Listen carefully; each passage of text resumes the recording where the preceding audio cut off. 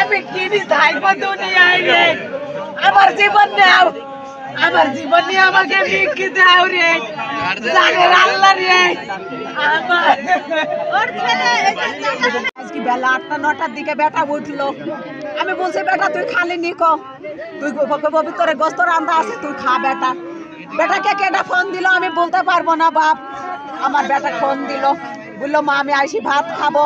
আমি কিছু খাবো না তাই বলি চলি গেল রে আমি জানছি আমার ছেলেকে ফোন দিছে চলি গিয়েছে কিছুক্ষণ পরে আসি বসে তোর ছেলে মরে গিয়েছে আমার কিছু নাই শোনা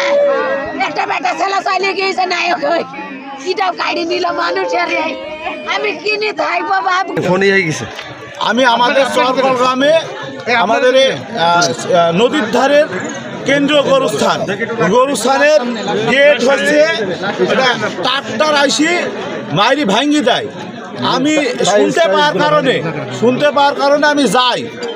যার পরে আমাদের আগামী কিছু ছেলেপিলে যাই সেই গাড়িটা আটকে চাবিটা নিয়ে নেওয়া হয়। এবার নেওয়ার পরে আমরা ওই চাবি নেওয়ার পরে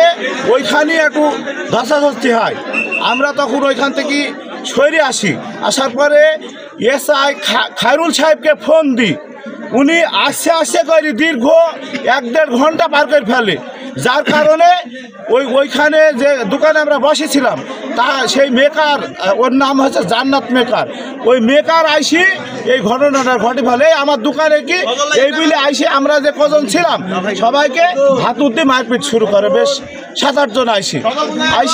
এই ছেলেটাকে একা পাই একে মাইরি ধরে হয়েছে মৃত্যুবরণ করে। কি দিয়ে মারছেন ওকে জানেন?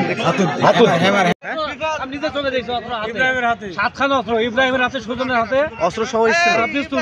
পিস্তল বোমা হ্যাঁ ইব্রাহিম সুজন আর মুখ বেকার নামটা কি ইব্রাহিমের ভাইয়ের নাম ওই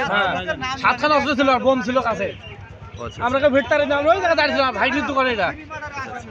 ঠিক আছে ওদের সব মাটাকে সাথে র্যাপকে বাইছিল তারপর ডিবিক মারিছে বুঝছেন আমরা ভয়কে ভিড়টারে গ্রাম নাহলে 1 গ্রাম থেকে এসে 10-15 জন ই করতে পারে নাকি আমাদের বাড়ি হলো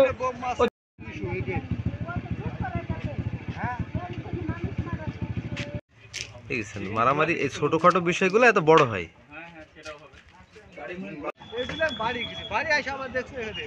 সুজনের নেতৃত্বে সব লোক সুজনের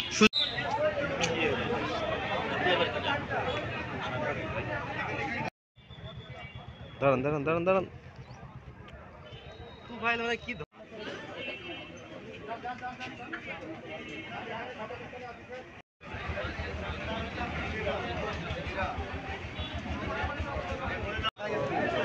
ক্যাপশন তো চেঞ্জ হবে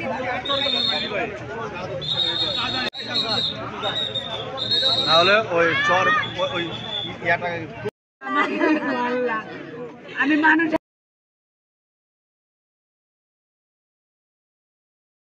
ধরার জন্য আমাদের অভিযান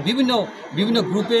ডিবি সহ আমাদের পুলিশ সুপার মহোদয়ের নির্দেশনা সহ আমরা জেলা পুলিশ সহ আইন শৃঙ্খলা বাহিনী তৎপর আছি এখানে। এখন আমরা আশা করছি যারা এই ঘটনার সাথে জড়িত শীঘ্রই অ্যারেস্ট হয়ে যাবে। ধন্যবাদ।